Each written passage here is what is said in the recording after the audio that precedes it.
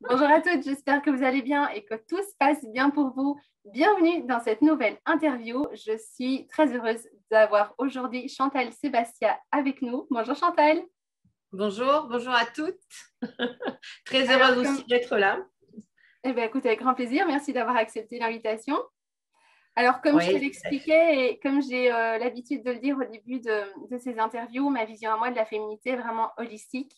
Et l'objectif de ces interviews, c'est vraiment de pouvoir ouvrir le champ des possibles aux femmes et qu'elles se rendent compte qu'il y a autant de manières de se sentir femme et féminine qu'il y a de femmes dans le monde. Donc, c'est pour dire la possibilité en fait que nous avons.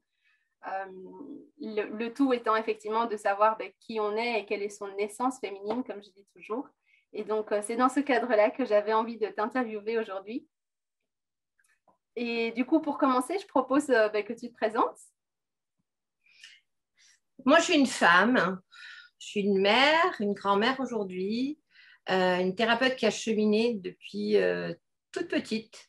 Vraiment, je crois que le parcours de découverte de la féminité de la femme, il s'est toujours fait à travers mes expériences de vie, à travers ma mère. La première image de la femme, ce fut ma mère, puis ma grand-mère, qui était une femme importante pour moi.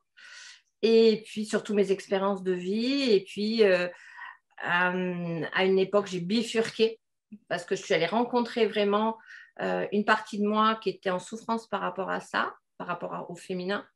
Et cette réparation m'a amenée à être thérapeute et à accompagner des femmes depuis 30 ans. Donc, j'ai différentes visions de la femme, de la féminité. Et ce que j'aime bien dans ce que tu viens de dire, c'est vraiment cette multiplicité, ce côté holistique de la femme, de la féminité. Après, on l'appelle comme on veut. Et c'est vrai que, comme tu dis, je me rends compte tous les jours, et chez moi et chez les personnes que je rencontre, euh, on est toutes uniques de par notre histoire, de par d'où l'on vient aussi. Des fois, en fonction de l'arbre, moi je parle souvent d'arbre généalogique, en fonction de nos mères, de nos grands-mères, de l'éducation que l'on a eue, on évolue au fur et à mesure. Et moi, aujourd'hui, je suis grand-mère de 3 petites filles, enfin, 3 petites filles. L'aînée de mes petites filles a 18 ans, donc elle n'est pas si petite. Et je vois à travers les générations aussi quelque part la transmission qu'il y a de la mère, de la grand-mère, et que je vois ce qui se passe aujourd'hui avec les générations de maintenant, puisque c'est une ado maintenant, et en plus aujourd'hui, avec cette pandémie, comment elle vit sa féminité, comment elle vit dans ce confinement, comment elle vit le rapport avec les autres de l'adolescence, et comment ça impacte petit à petit déjà la femme que je devine qui va grandir. Et même ses sœurs qui ont, sa sœur qui a un an de moins qu'elle, et puis la plus petite, déjà, il y a une différence. Il y a déjà une consonance différente. Et c'est merveilleux de voir, moi, en tant que grand-mère, comment la transmission et comment mes petites filles, elles évoluent différemment que moi, à mon époque, alors que bon, je ne suis pas si vieille que ça.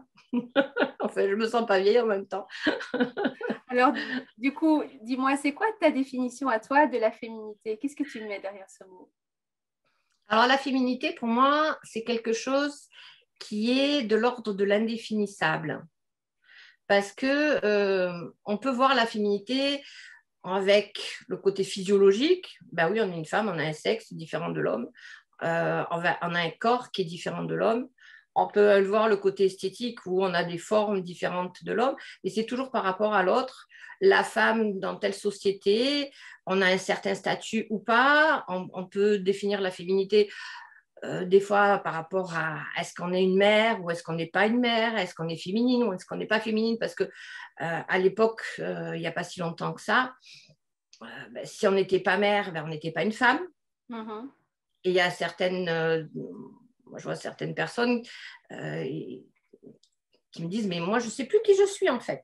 Et après, moi, je vois, j'accompagne la sexualité de certaines personnes, et elles me disent, là, maintenant, des femmes de mon âge qui sont à la ménopause, elles me disent, j'ai plus l'impression d'être une femme.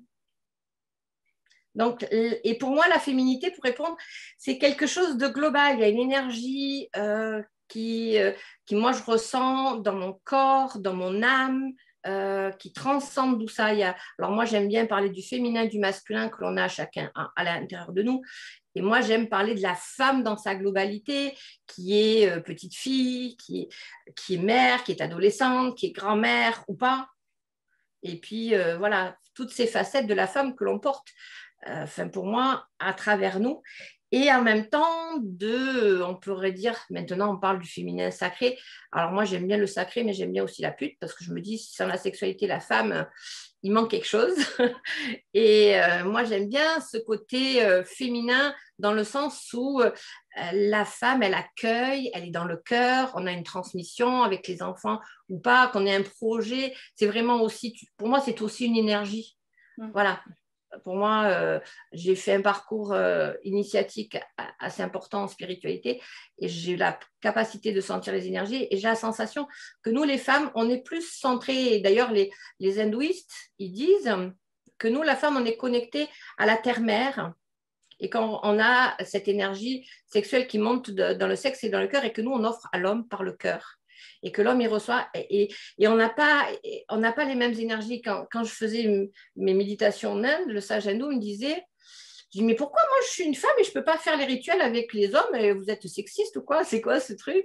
Et puis il me disait, mais non. Il me dit, c'est que vous avez déjà ça naturellement. Vous avez cette connexion à la terre. Et eux, par contre, pour avoir cette connexion, il faut qu'ils fassent des rituels, des rituels, des rituels, des rituels. Ah, bon, alors ça m'a calmée. Parce qu'il y a le côté un peu, comment dire, revendication en disant, il y en a marre des différences entre hommes et femmes, je veux l'égalité. Puis je dis là, toi, enfin, je le voyais, c'était un sage, donc il y a quand même un respect. Là je traduis à ma façon. Et je me suis dit, mais oui, il prône l'égalité de l'homme et la femme, c'est un sage. Et je me dis, et là, il y avait quelque chose qui n'allait pas en concordance. Et quand il m'a expliqué, ben, ça fait résonance.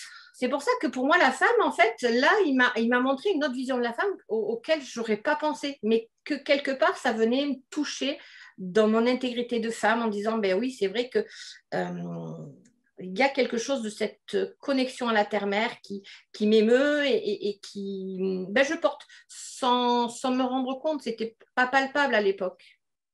Et par contre, petit à petit, dans mes méditations, dans les rituels, ça n'a pas été simple pour aller connecter ça, parce qu'en Occident, on n'a pas cette vision des choses. Mais moi, ça m'a enrichi. Et c'est pour ça que définir la femme, c'est comme définir l'amour. D'accord. Pour moi, ça se définit tous les jours. Un petit peu comme un tableau on va mettre une petite touche de peinture pour le rendre. Et souvent, j'aime bien la métaphore. Je me dis, une femme, pour moi, on a toute la capacité de s'ouvrir comme une rose au soleil, au printemps. Du moment qu'on reçoit, voilà, pour moi, la femme, c'est un peu ce que disent dans certaines cultures, c'est que la femme, c'est accueil et c'est toute la beauté qui émane de la femme. Ouais. Quand ils parlent en Inde de la yoni, c'est vraiment le réceptacle qui reçoit, et on reçoit la vie, mais on peut la recevoir dans notre ventre, mais on peut la recevoir dans un projet, on peut la recevoir dans le cœur. Il y a toute une multitude de façons de recevoir et d'accueillir et d'offrir au monde. Je pense que nous, la femme, la féminité, on a vraiment cette capacité, on le voit la plupart du temps, dans le cœur. Ouais. Je pense que si on était plus dans le féminin et dans la féminité, ben, la femme, elle prône la vie la plupart du temps. Quand elle est vraiment en connexion avec le féminin en elle, je peux rencontrer des femmes qui étaient dans la destruction, si ce n'est en réaction par rapport à certaines choses. Ouais. La nature humaine aussi. Mais la femme, elle porte la vie je sais de quoi je parle, mais même celle qui ne le porte pas physiquement, elle le porte d'une autre manière. Pour moi, c'est quelque chose que nous avons intrinsèque en chacune de nous. Oui. J'aime beaucoup ton image de tableau. J'ai envie de revenir là-dessus parce que, alors je ne sais pas si tu l'as dit comme ça, mais ça me fait en tout cas penser à ça, c'est que c'est un tableau en fait qui se peint un petit peu tous les jours. Et du coup, j'ai envie de te demander comment est-ce que toi, tu fais au quotidien pour peut-être rajouter une petite couche de peinture chaque jour. Comment tu fais pour te connecter à cette féminité, toi, dans ton quotidien? Alors, déjà, moi, pour me connecter, pour moi, c'est mon intériorité. Pour moi, la D'accord. femme, elle va à l'intérieur. C'est ce que la méditation m'a permis. Et la respiration, pour moi, c'est comme le féminin et le masculin, c'est complémentaire. La femme, si je vais à l'intérieur, je vais aller chercher mes ressources. On dit qu'on est émotive, ben oui, aussi. Mais c'est pas qu'on est, enfin pour moi, on est émotive, mais c'est surtout qu'on est en contact avec nos émotions. C'est quelque chose on dit que la femme est plus reliée à l'eau, l'élément eau et la terre. Et c'est vraiment, pour moi, c'est aller en profondeur, aller voir qui je suis de l'intérieur et pour pouvoir offrir qui je suis à l'extérieur, comme une respiration. Donc moi, c'est vraiment aller voir comment je suis, comment je me sens, quel est mon contact avec mon corps, avec mon être intérieur, avec mon environnement, là, profiter du soleil. Moi, je suis dans le sud, là, j'ai de la chance, mais profiter aussi simplement de respirer et de respirer à l'intérieur, de le faire en conscience et de dire ah ben là je suis à l'intérieur de moi et qu'est-ce que c'est bon déjà ou qu'est-ce que c'est pas bon et si c'est pas bon qu'est-ce que je fais et puis je m'apaise et puis bon après là je dirais que c'est tout un cheminement comme tu dis c'est des touches je t'aurais pas dit ça il y a 30 ans de ça. Parce qu'il y a 30 ans, j'avais 4 enfants à gérer, j'avais la maison, le mari, le travail, superwoman. Donc là, le côté intérieur, c'est dire, OK, là, stop, je ferme tout, foutez-moi la paix pendant 5 minutes. Je souffle, j'apaise. Et pour moi, ça, c'est une nécessité. Ça, j'ai mis, je dirais, j'ai mis 40 ans pour découvrir parce que j'étais tout le temps dans le faire, dans le faire, dans le faire, dans le faire. Et pour moi, voilà, si je dirais la femme, c'est dans l'être. Et l'homme, enfin l'homme, le masculin, je dirais le féminin, le masculin plutôt, c'est le faire. On a besoin des deux, mais je me suis rendu compte qu'on on est dans une société patriarcale et on est dans le faire, dans le faire, dans le faire. Et là, moi, si je dirais, là, j'ai appris, bon, bien avant maintenant, ça fait 30 ans que je médite, hein, c'est pas d'aujourd'hui. D'ailleurs, mes enfants, ils me disaient, mais maman, elle est partie où là? Ils croyaient que je faisais partie d'une secte, la méditation, on n'en parlait pas à l'époque. Et c'est vraiment aller me reconnecter à ma féminité, c'est aller à l'intérieur de moi, aller contacter comment je suis et puis aller me découvrir aussi parce que quand on est à l'extérieur, c'est bien, mais je me définis par rapport à l'extérieur, mais moi, je suis qui là-dedans? Ouais. J'ai envie de te poser une question. J'imagine que toi aussi, ça doit t'arriver certains jours de te sentir moche ou nulle devant le miroir, de te sentir mal dans ton corps. Enfin, il y a beaucoup de femmes qui ressentent ça, donc j'imagine que ça t'arrive aussi. Comment est-ce que tu fais dans ces moments-là pour arriver à dépasser cet état et faire en sorte de te sentir mieux, justement? Est-ce que c'est uniquement la méditation ou bien tu mets d'autres choses en pratique pour retrouver un bien-être complet, que ce soit corporel ou... Alors, je prends du recul. C'est pas évident parce que c'est vrai que dans les schémas des injonctions et tout ça, on est toujours à se comparer avec les schémas de la société. Donc, alors moi, quand je vais en Inde, je me sens pas, je suis corpulente. Avant, j'étais très mince, donc je suis passée d'une extrême à une autre. Alors au départ, ça a été difficile pour moi parce que moi, je portais tout ce que je voulais. Et là, maintenant, pour m'habiller, ici, c'est pas évident, ne serait-ce que ça, parce que je suis hors norme, entre guillemets. Mais je vais dans d'autres cultures quand je vais en Inde, là, je suis aussi hors norme, mais je fais partie des stéréotypes de la beauté de la femme. D'ailleurs, il y a des codes. Je ne peux pas mettre un décolleté parce que sinon, ça veut dire que je leur dis c'est OK, quoi, c'est open. C'est pas tout à fait ça. Alors qu'ici, même si je mets un petit peu décolleté, bon, je ne vais pas dire que ça y est. Donc, il y a des codes par rapport à ça.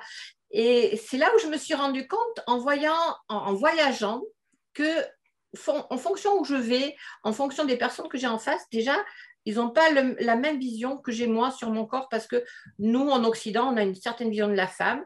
Et puis en Inde, c'est notre vision, enfin par rapport au corps. Et du coup, me sentir moche, des fois, je me sentir moche et puis je me dis, mais comment il me regarde, lui? Et c'est là que je me suis dit, mais il y a quelque chose qui ne va pas. Et c'est quand on m'a expliqué les codes, j'ai dit, ah ouais, d'accord, ok. Et ça m'a permis de prendre du recul par rapport à ça, de dire, ben voilà, il y a ce code-là. Et puis, il y a d'autres codes. Puis, je me suis rendu compte aussi que il y a certains hommes qui aiment les femmes minces, d'autres qui aiment les femmes corpulentes. Comme moi, je peux aimer un homme mince et un homme corpulent. Et du coup, ça m'a permis de voir qu'en fait, il y a une multitude, comme un échantillonnage. Il y en a pour tous les goûts et c'est ce qui est bien. C'est que et c'est toujours le rapport du plaisir et du désir, en fait, de plaire à l'autre. C'est vrai qu'après, en vieillissant, j'avoue que ce rapport-là, il est plus important pour moi. Quand j'étais jeune, oui, j'avais besoin de plaire, de me montrer belle, voilà. Alors, je dis pas que je me trouve belle tous les jours, non, c'est pas ça. Des fois, je me dis, j'ai la seule tête que tu as aujourd'hui. Mais après, même les rides, alors j'ai des copines qui, ah mais là, tu te rends compte des rides que j'ai, c'est pas possible. En fait, je me suis rendu compte que petit à petit, je me suis détachée de ça. Mais ça a mis du temps parce que j'étais formatée, comme nous toutes, par différentes injonctions. Je vois mes petites filles, par contre, elles me rappellent, moi, quand j'étais ado, elle est magnifique. J'ai une petite fille que je trouve splendide, qui a des yeux verts magnifiques, une chevelure et tout ça. Et ouais, mais je suis moche, et je viens bourreler là, et je bourreler là, et je bourreler là. Et puis, alors, je dis, et moi, alors, elle me dit, mais toi, mamie, t'es belle. Alors, c'est vrai qu'un truc qui est super, c'est quand on se trouve moche. Moi, en tant que mamie, je vais voir mes petits-enfants et me dit, mamie, je t'aime et t'es belle. Voilà, moi, ça, c'est le plus beau des cadeaux. C'est mamie, t'es belle. Et là, je dis, ça vaut tous les trésors. Ouais. Ça vaut toutes les crèmes. Et c'est vrai que c'est plutôt, oui, j'arrive avec toutes ces expériences de vie, mais ça, c'est une maturation aussi. Je pense que c'est avec l'âge que j'ai pris du recul par rapport à tout ça. Je me suis libérée de ces injonctions, avec mes études en sociaux aussi, parce que c'est vrai que j'ai étudié aussi. Et puis moi, je me suis mis à nu. J'ai fait du tantra. Je me suis mis à nu, ça a été quelque chose pour moi difficile de me montrer nue et de voir, on était 40, des thérapeutes plus ou moins à faire ça. Et le jour où je me suis mis nue, je me suis acceptée nue et je me suis vue, en fait, je me suis dit, ben, finalement, au bout de 5 minutes, il n'y a plus de corporalité, il n'y a plus de sexe, il n'y a plus rien, il y a juste la personne. Mm-hmm. Et ça a été aussi, comment dire, une étape qui m'a permis de me réconcilier avec l'image de mon corps. En disant, ben, derrière ça, en fait, ce qui m'importe, c'est l'être que tu es, la personnalité, la richesse que tu as et la richesse du lien que je peux avoir avec toi. Et le tantra est effectivement très riche pour ça. Et le tantra est très riche et pour moi, il amène aussi à aller en contact du corps, mais non pas par rapport à l'esthétique et tout, mais aller en profondeur par rapport au toucher et surtout ce lien-là que l'on peut avoir d'âme à âme. Mm-hmm. Bon, moi, j'ai eu la chance, c'est que c'est ce que j'ai contacté. Je ne dis pas que tout le monde contacte ça. Et puis, bon, j'ai fait une formation pendant 1 an et ça a été vraiment un choix dans ma vie. D'ailleurs, ça a été mon cadeau de divorce.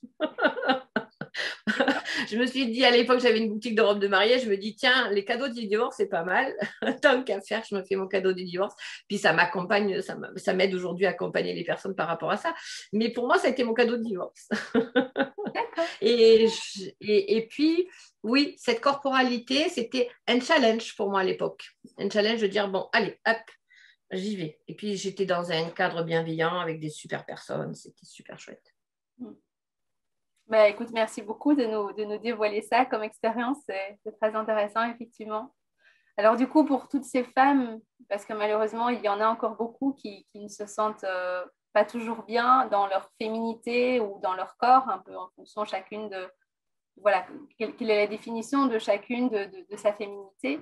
Quelles sont tes 3 clés à toi que tu auras envie de leur délivrer pour justement rétablir une relation heureuse et apaisée avec leur féminité? Alors, il y en a une que j'ai découvert en sociaux et qui pour moi était super importante. C'était lorsqu'on se dit nul ou quoi que ce soit, c'est comme si on se mettait une étiquette. Là, il y a marqué je suis nul, je suis moche, je suis tout ce que tu veux. Et à chaque fois qu'on se le dit, on se le marque. Et à chaque fois que quelqu'un nous dit, parce que des fois c'est les autres qui nous le disent, t'es nul et à chier ou quoi que ce soit, et bien c'est comme si on se mettait des étiquettes de partout, comme sur un produit. Et moi, quand j'ai pris conscience de ça, j'ai dit, ben oui, mais en fait c'est une étiquette, juste. Et moi, ma responsabilité, c'est que aujourd'hui, je peux décider de garder cette étiquette et de dire elle me définit, ou alors d'enlever l'étiquette et de la foutre à la poubelle et de dire ça, c'est juste une étiquette. Ça ne m'appartient pas. Ouais. Et des étiquettes comme ça, il y en a plein. Elles ne se voient pas. Tu vois, comme la valeur, je suis nulle. C'est combien je vaux là 1 euro, 1000 euros, là-haut. C'est pareil. Hop, allez, hop, je décolle l'étiquette et je la vire. Ça, pour moi, c'est déjà... prendre conscience de ça, pour moi, ça a été une révélation. C'est tout con. Ça a l'air tout con. Mais juste ça, pour moi, c'est un outil fabuleux. Et c'est très puissant. Effectivement, quand on te voit faire l'exemple, l'exercice, ça parle énormément, oui. Est-ce que tu en as d'autres, des clés?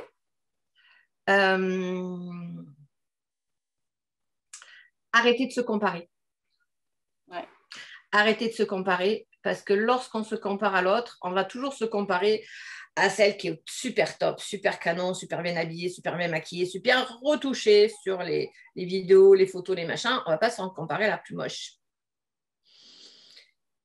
Et la comparaison,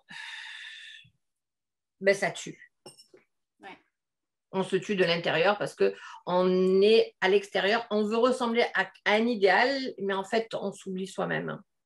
Et je pense que la dernière que je dirais, c'est d'arriver à se regarder dans le miroir, et même si on n'y croit pas, parce qu'Anthony Robbins s'est dit que de toute façon, même si on n'y croit pas, de dire les mots sont créatifs, et même si on n'y croit pas, de dire, ben, même si je pense que je suis moche et que j'en peux plus, que je suis vieille, que je suis ridée, tout ce que tu veux.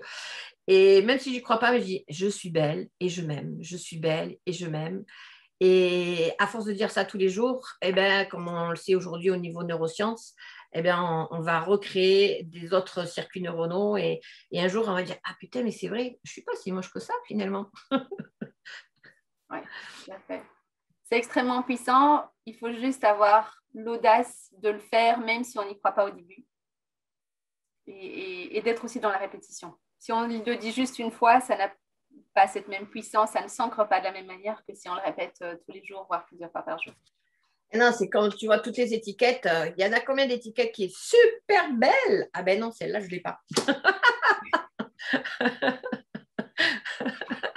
Et là, juste, il y a Joe Dispenza qui parlait justement de la méditation et de la force de...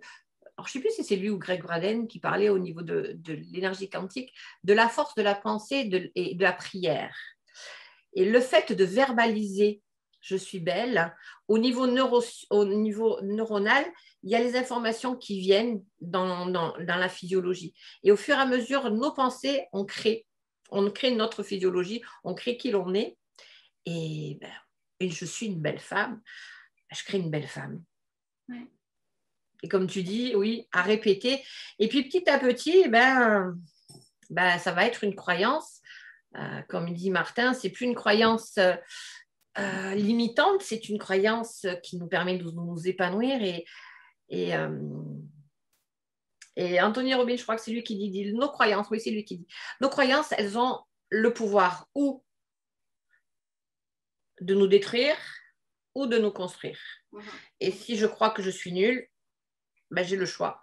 Ou elle me détruit, ou elle me construit. Voilà.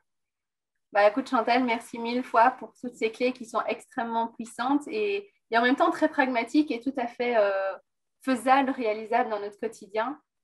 Parce qu'effectivement, enlever l'étiquette, c'est à la fois, c'est un exercice qu'on peut faire de manière approfondie voilà, dans un accompagnement, mais c'est aussi quelque chose qu'on peut faire tout simplement au moment où on nous lance une critique, de se dire non, cette étiquette, j'en veux pas, c'est pas la mienne, elle parle pas de moi, et simplement voilà, de la mettre à la poubelle, comme tu dis très bien. Et de s'en recoller une autre si on le souhaite. C'est ça. Vous dire les étiquettes, j'en veux plus, gardez-vous-les, moi, c'est bon. Ouais. Je me suis étiquetée. Tout à fait. Bah, écoute, non, c'est pas je me suis étiquetée, c'est que je me réunis dans mon intériorité et comment dire, moi j'ai envie de dire aux femmes de s'étreindre. Parce que la femme, c'est accueillir les enfants, accueillir l'homme, accueillir tout. Mais d'abord, je dirais, ce qu'on a oublié toutes, et moi la première, je suis passée par là, c'est de m'accueillir moi, telle que je suis, avec mes forces et mes faiblesses. Oui.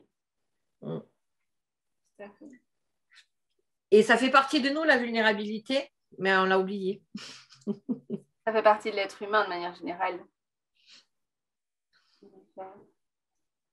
Et quand elle est bien accueillie, c'est une force. Hein. Mais je vais arrêter là parce que sinon, on va refaire une autre interview.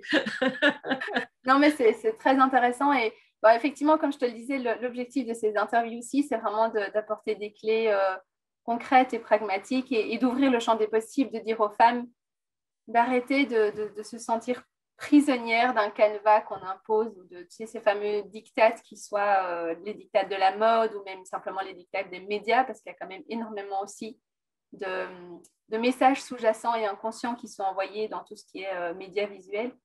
Et donc, voilà, l'idée, c'était simplement de pouvoir ouvrir cette possibilité aux femmes, de leur dire qu'on a chacune sa propre manière de se définir en tant que femme et notre propre définition aussi de c'est quoi être féminine, c'est quoi la féminité.